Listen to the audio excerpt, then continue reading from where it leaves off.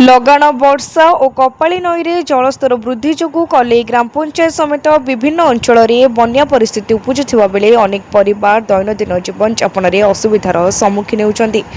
ଏପରି ବିପଦ ସମୟରେ ନିରଞ୍ଜନ ମଲ୍ଲିକ ସ୍ମୃତି କମିଟି ପକ୍ଷରୁ ଗତ 4 ଦିନ ଧରି ନିରନ୍ତର ଭାବେ ମାନବିକ ସେବା କାର୍ଯ୍ୟକ୍ରମ ଜାରି ରହିଛି।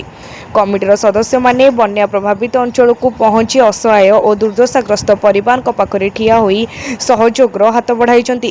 ସେବା କାର୍ଯ୍ୟର ଚତୁର୍ଥ ଦିନରେ କଲେଇ ଗ୍ରାମର ବନ୍ୟା ପ୍ରଭାବିତ ଓ ଅସୁବିଧାରେ ଥିବା ବହୁ ପରିବାରକୁ ଶୁଖିଲା ଖାଦ୍ୟ ସାମଗ୍ରୀ ବଣ୍ଟନ କରାଯାଇଥିଲା।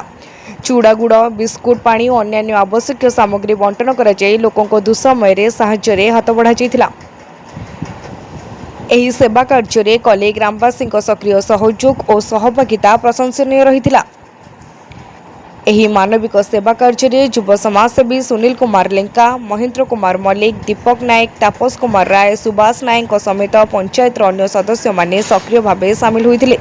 ସେମାନେ ଘର ଘର ବୁଲି ପ୍ରକୃତ ଆବଶ୍ୟକତା ଥିବା ପରିବାରମାନଙ୍କ ନିକଟରେ ସହାୟତା ସାମଗ୍ରୀ ପହଞ୍ଚାଇଥିଲେ। କମିଟିର ସଦସ୍ୟମାନେ କହିଛନ୍ତି ଯେ ବିପଦ ସମୟରେ ଲୋକଙ୍କ ପାଖରେ ଛିଡ଼ା ହୋଇ ଠିଆ ହେବା ହିଁ ପ୍ରକୃତ ସମାଜସେବା। ପରିସ୍ଥିତି ସ୍ୱାଭାବିକ ନ ହେବା ପର୍ଯ୍ୟନ୍ତ ସେମାନଙ୍କ ସେବା କାର୍ଯ୍ୟ ଅବ୍ୟାହତ ରହିବ ଏବଂ ଆଗାମୀ ଦିନରେ ମଧ୍ୟ ବନ୍ୟା ପ୍ରଭାବିତ ଲୋକଙ୍କୁ ସମ୍ଭବ ସମସ୍ତ ସହାୟତା ଯୋଗାଇବା ପାଇଁ ସେମାନେ ପ୍ରତିବଦ୍ଧ ବୋଲି ପ୍ରକାଶ କରିଛନ୍ତି। ସ୍ଥାନୀୟ ଅଞ୍ଚଳରେ ନିରଞ୍ଜନ ମଲ୍ଲିକ ସ୍ମୃତି କମିଟିର ଏହି ନିରନ୍ତର ସେବା କାର୍ଯ୍ୟକୁ ବିଭିନ୍ନ ମହଲରୁ ପ୍ରଶଂସା କରାଯାଉଛି। ବିପଦ ସମୟରେ ସେମାନଙ୍କର ବିଭିନ୍ନ ବର୍ଗ ଏକାଠି ହୋଇ ଅସହାୟ ଲୋକଙ୍କ ପାଇଁ ଆଗେଇ ଆସିବା ମାନବିକତାର ଏକ ଉଜ୍ଜ୍ୱଳ ଉଦାହରଣ ବୋଲି ସ୍ଥାନୀୟ ବୁଦ୍ଧିଜୀବୀମାନେ ମତ ପ୍ରକାଶ କରିଛନ୍ତି। ଭଦ୍ରକରୁ ପୁନିଲ କୁମାର ସାମନ୍ତଙ୍କ ରିପୋର୍ଟ, ତୀର୍ଥକ୍ଷେତ୍ର ଲାଇଭ୍।